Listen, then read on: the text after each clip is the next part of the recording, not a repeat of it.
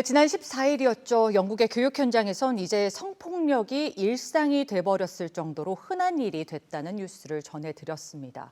그리고 그 원인이 온라인 포르노 확산에 있다는 새로운 조사 결과도 나왔는데요. 오늘 글로벌 뉴스 브리핑에서 자세히 살펴보겠습니다.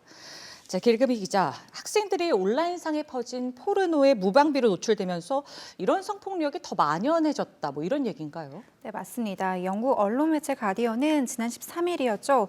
최근 발표된 영국 학교 내 성희롱이 일상화됐다는 보고서와 관련해서 그 원인이 인터넷상 포르노에 있다, 이렇게 추가 보도를 내놨는데요. 간략히 정리하면 학생들의 인터넷상 포르노 이용이 교내 성폭력 증가를 야기했다는 겁니다.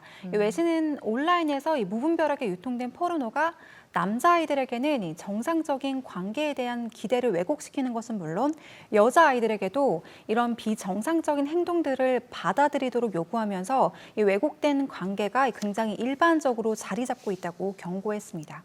네, 일단 이것만을 주요 원인으로 볼 수는 없겠지만 인터넷 특성상 노출이 쉽고 또 접근을 차단하는 게 쉽지 않은 일이거든요. 교육 당국의 입장은 어떻습니까? 네, 영국 학생들이 설문조사에서 밝힌 것처럼 포르노를 접한 대다수의 아이들이 우연히 포르노를 접했다고 답을 했는데요. 예. 이 영국 정부와 일부 전문가들은 이 접근을 제지하기 위해서는 IT 회사로 하여금 연령 인증 제도를 도입할 것을 촉구하고 있습니다.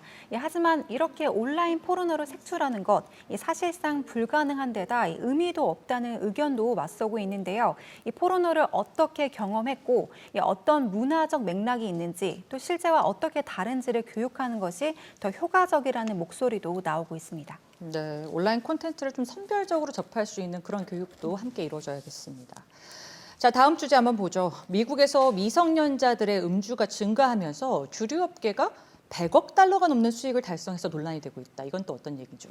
네, 이 영국의 10대들이 성희롱의 일상화로 멍들고 있다면 미국은 이 미성년들의 음주가 도마에 올랐는데요. 네. 이 미성년자들의 음주로 미국 내 주류 업계가 수십억 달러의 수익을 달성한 것으로 알려져 논란이 되고 있습니다. 공개된 결과는 지난 2016년에 이뤄진 조사가 바탕이 됐는데요. 2016년에만 주류 업계가 미성년들의 음주로 무려 175억 달러, 우리 돈으로 19조 5천억 원에 달하는 이익을 달성했다는 겁니다. 굉장하네요. 네, CNN은 특히 AB 인베보와 몰슨 쿠어스 등 이 특정 주류 회사가 미성년 주류 소비의 45%를 차지하고 있다는 조사 결과도 함께 보고를 했는데요. 더 놀라운 사실은 이 어마어마한 매출 이번이 처음이 아니란 겁니다. 5년 전인 2011년 미성년 음주로 인한 매출은 이미 최고점을 찍었는데요. 무려 209억 달러의 매출을 기록한 바 있습니다. 호기심에 도전한 음주라고 하기에는 그 양이 무시 못할 수준이죠.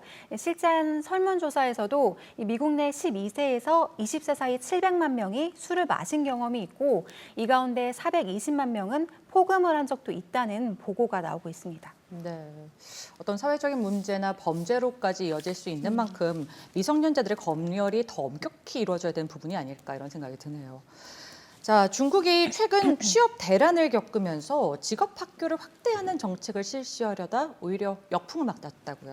네, 중국 정부가 취업률 저하와 이 대학 기관의 과부하를 이유로 난징 사범대 등 이 대학 5곳을 직업학교로 전환할 것을 발표하면서 이 재학생들과 충돌 사태를 빚고 있는 건데요. 네. 지난 11일 외신은 이 중국 교육부가 산둥성, 이 장시성 등에 있는 대학을 대상으로 직업학교를 추진하면서 이 재학생들이 집단 시위에 나섰다고 보도했습니다.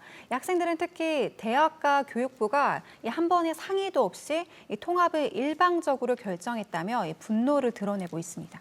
일단은 가장 우려스러운 부분은 학위가 아닐까 싶어요. 직업학교로 바뀌게 되면 그 학위는 어떻게 되는 겁니까? 네, 반발이 좀처럼 사그라들지 않으면서 이 교육부는 직접 해명을 내놓기도 했는데요. 네. 이 통합된 대학의 졸업생은 여전히 학사 학위가 수여될 거고 현재 재학생들은 이 대학의 현재 이름으로 전국 학생 정보 데이터베이스에 등록을 시키겠다는 겁니다. 이와 함께 정부는 최근 전환 계획을 잠정 중단하겠다고 일단은 한 발 물러선 상태인데요. 하지만 중국이 직업학교를 확대하는 사업 이미 2008년부터 시작돼 굉장히 큰 진전을 이뤘기 때문에 쉽게 포기하지 않을 거라는 해석도 나오고 있습니다. 실제 중국이 직업학교로 전환시킨 대학 265개 대학 가운데 있는데 64곳으로 벌써 20%에 달하고 있는 실정입니다. 네, 어떤 소통의 과정 없이 일방적인 의사 결정만으로 이루어졌다면 학생들 문매도 사실 일면 이해가 가는 부분이 있습니다.